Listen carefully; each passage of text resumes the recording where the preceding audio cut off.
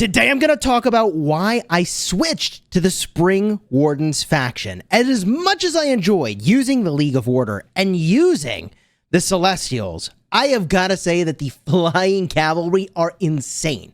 So stick around in this video for all the reasons why I switched to Springwardens and why other people might consider making the same swap.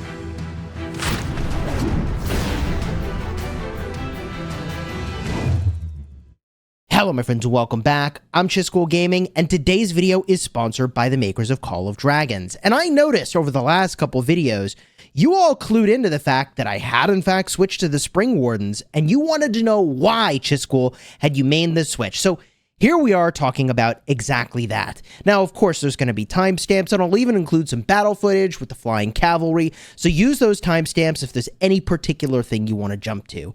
Let's first start with the sort of base stats that the faction gives you. Then we'll talk about the special units and showcase those a little bit. And then we'll look a little bit more at the flying cavalry, and I'll show you that combat footage. First up, the faction bonuses. Look, it doesn't get any better than the Springwardens.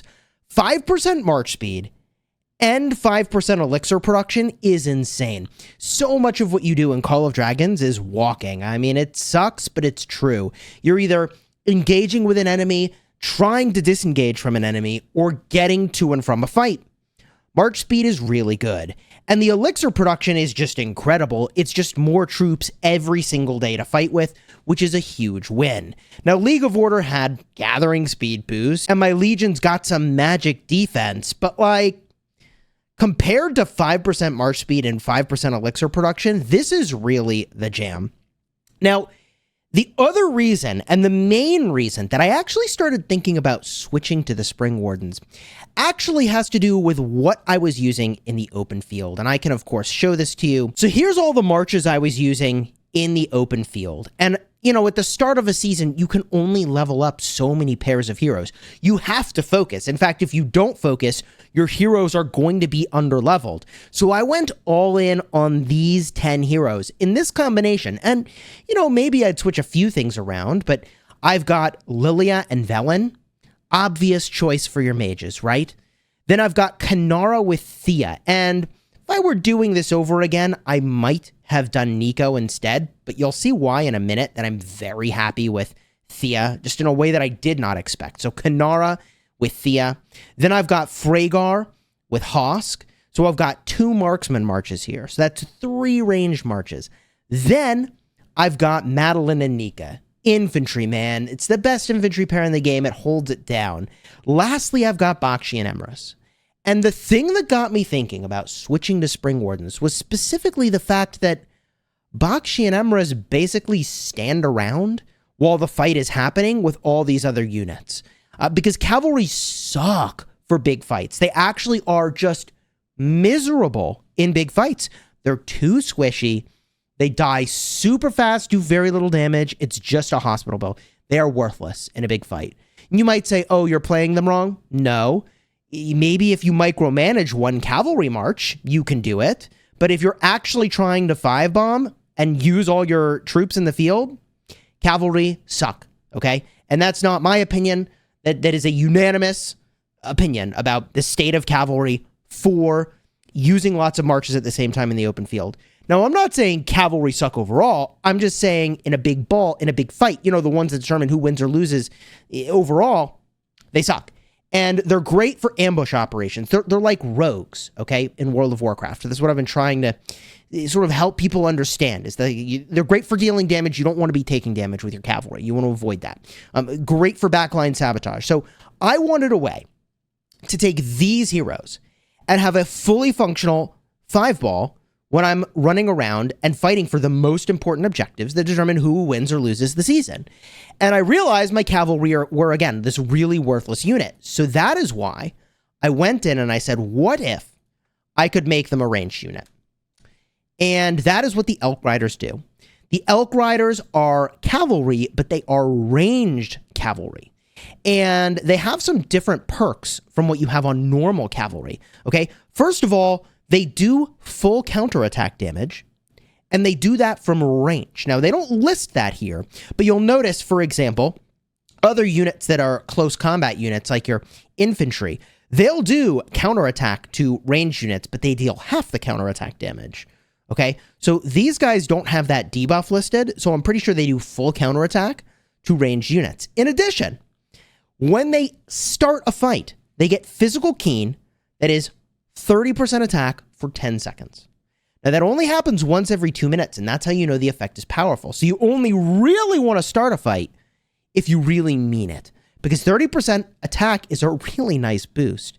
Other than that, the Elk Riders attack at range, which is really cool. Now, weirdly enough, this is a cavalry unit that attacks at range, but still counters marksmen. So this unit I wanted to try out, and there are other downfalls with this unit. The other major downfall is that it has much lower base physical attack. And so I ran around and I was 5-balling, and I still hated my cavalry.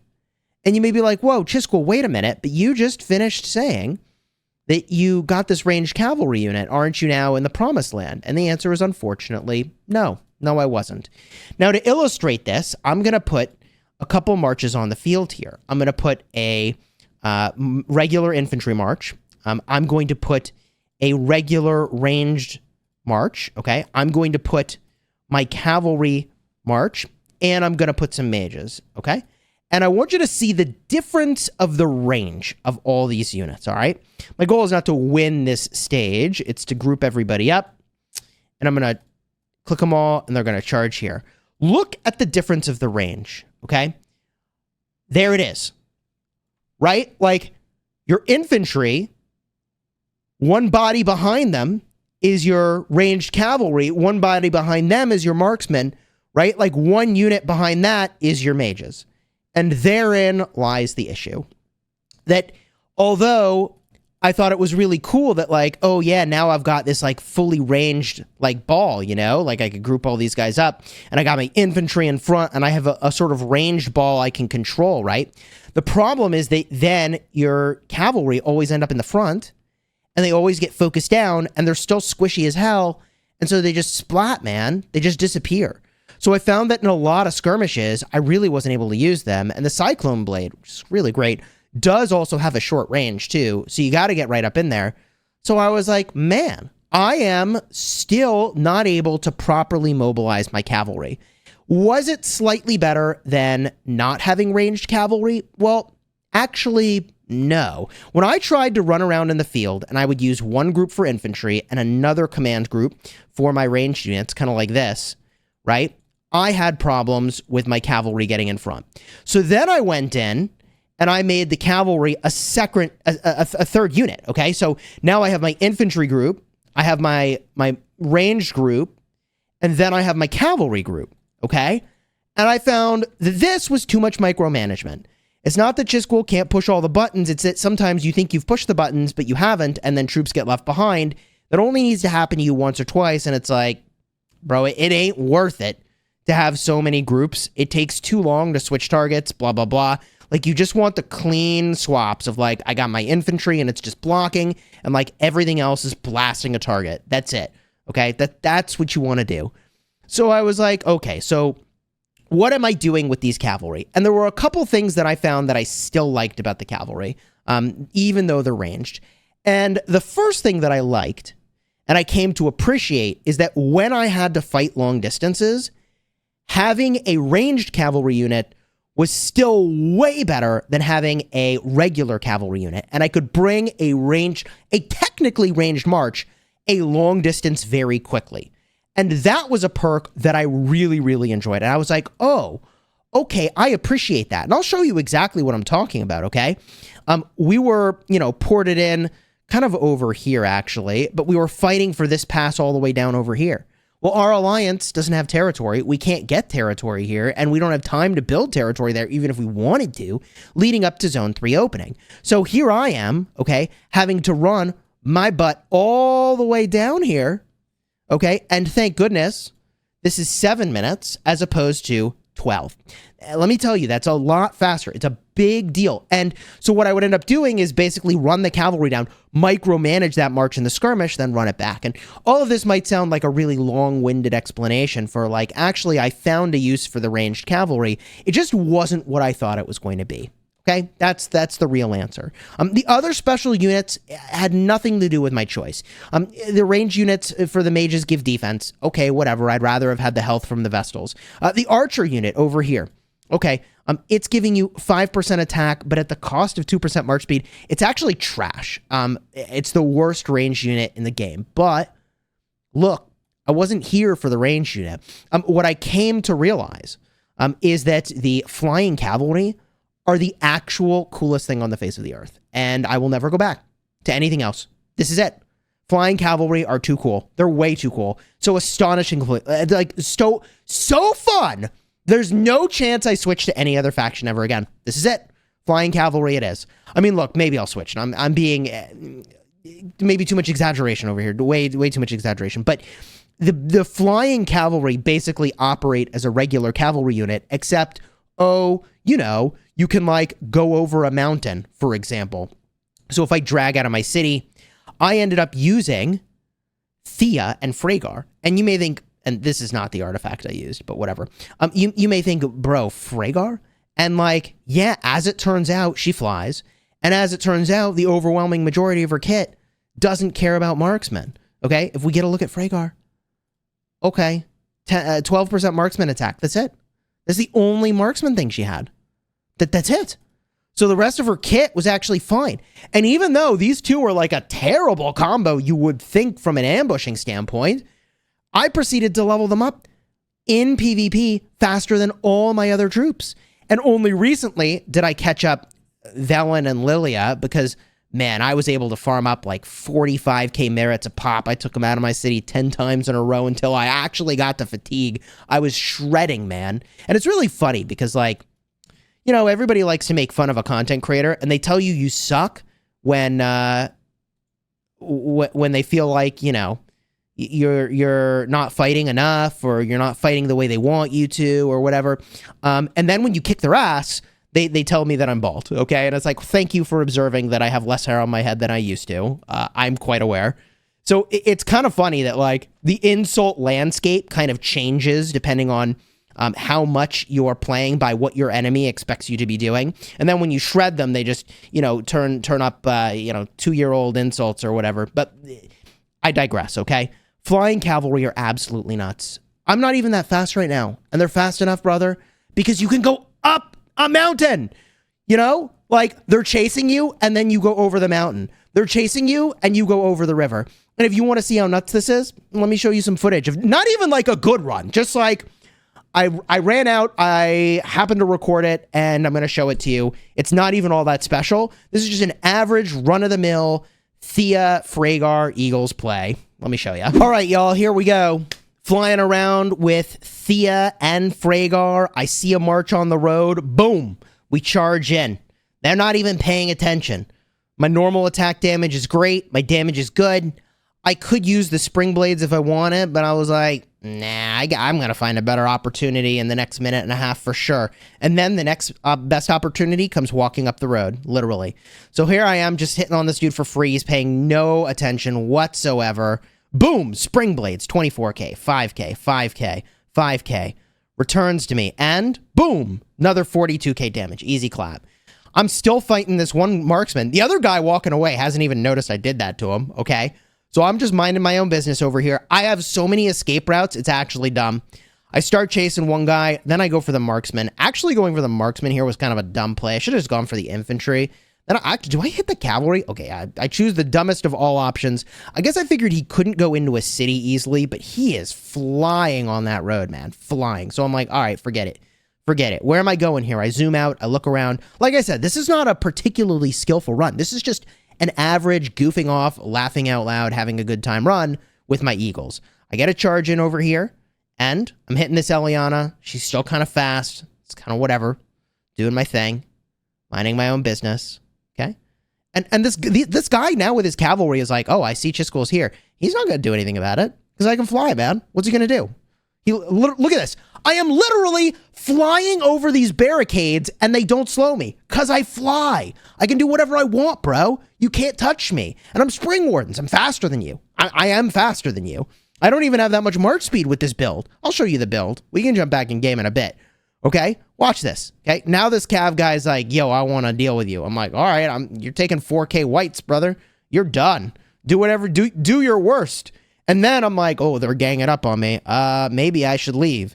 So then, first, boom, spring blades, 20K, 4K, 4K, and boom, 14K.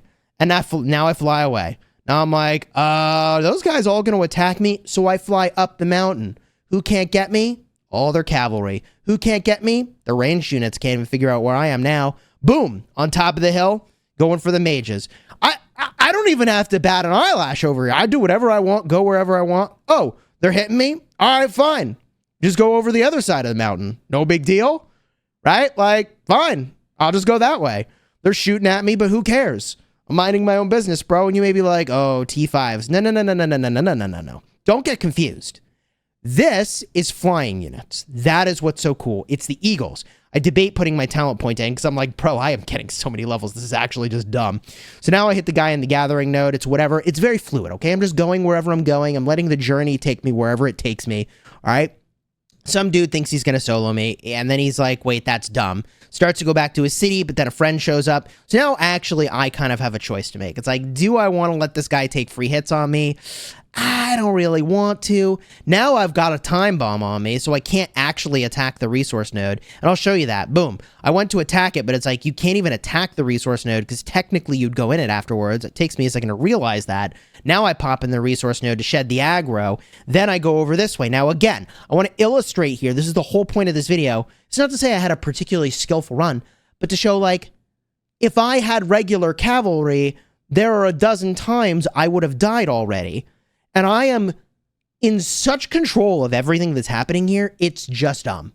It's so fun. Having the time of my life with these stupid eagles going wherever I want, doing whatever I want, because they can't do anything about it. Because unless you have a flying unit that's as fast as mine, and you don't unless you also are Springwardens, you can't catch me. You literally can't catch me. So now this guy tries to get me with a mage, but that's a joke because I can walk wherever the hell I want. So he can't get me. I don't know where I'm even going. I guess I want to go up on this ridge, get a look around, right? But this guy can't even catch me. So I feel like I've shown enough of this footage, but I have done this a couple dozen times, okay? And for good measure, I'm going to drop the scout emoji over here. So I just let him know, like, I see you, brother. I see you. I just literally dance circles around you. It was nice knowing you. Honey Badger does what Honey Badger wants. And like, now I am literally going back to the original road where I went into that ambush because I can. Okay, because I can. I end up putting the talent point in, by the way, give myself a little bit more march speed, 2%. I don't think it actually works when I'm still out of my city, but whatever, I do it anyways. And this video goes on for a while because Honey Badger don't care. You know, that's how eagles work. So I am disappointed in many ways with the way that the ranged cavalry units kind of worked out. I'm not saying they're bad. It's just they didn't fulfill the expectation I thought they were going to have. But I was beyond happy with the way that eagles work, man. I had way more fun than should be legal. Just running around, manipulating terrain, not always even getting like the best trades, but just having fun. And like, isn't that the point? To have fun? Now, there are other things you could do to really abuse the eagles, right? Like you could use the springbird feather and then you would be actually uncatchable. But the thing is that my experience of the springbird feather is that like, you're like, haha, I've outmaneuvered you. And then like, they just use something like an infernal flame and kill your march. And you're like, oh, okay, well, that was dumb. Outmaneuvered, but outgunned. So I'd rather outgun typically than outmaneuver. There are things like the Sorlin's blade that are an interesting idea. It's got big damage and it's got big march speed as well. But the spring blades are just so OP, and I have them 5 stars and also, no, 6 stars and 5 skill levels that it's like, all right, bro, I'm just going to use the spring blades, and that's probably the way to go. Occasionally I forget and I'll accidentally use the Kingslayer that I have at, you know, like 4 skill, 5 star, whatever. So That's why I went Springwardens, and this right here, the Eagle shenanigans, like, I'm still going. Like, what am I even doing? I'm probably going to find some stuff to ambush. Yep, there they are, gathering, guys. Like, sure, why not? Because I can, because I've left my city. And I mean, the Springwardens have been satisfying, okay? And you're literally, oh, am I going to hit that cav guy? Oh, he's too fast. All right, whatever. If you enjoyed the vid, do me a favor, throw a like on here, consider subscribing. Probably within a day or two of this video going live, I'm going to be battling in Zone 3. Literally, pretty much everyone is teaming up against us. Our friends in the Dragon family, I guess, just like completely abandoned their agreement with us, which is really weird. The people who said they would uphold the agreement haven't responded to me, and it's been over a week, so I hope that I'll hear back from them. And the other diplomats who were in touch with us quit the game.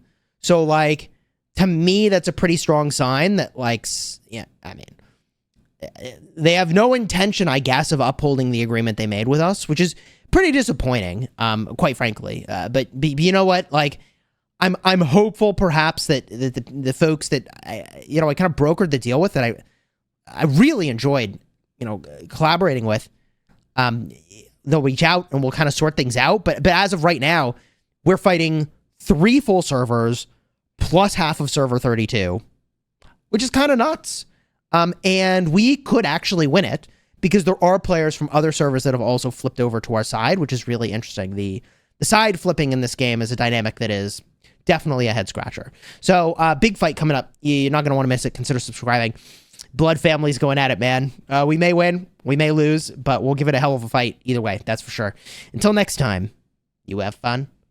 Smashing the kingdom. I'll see y'all real soon. Take care, everybody.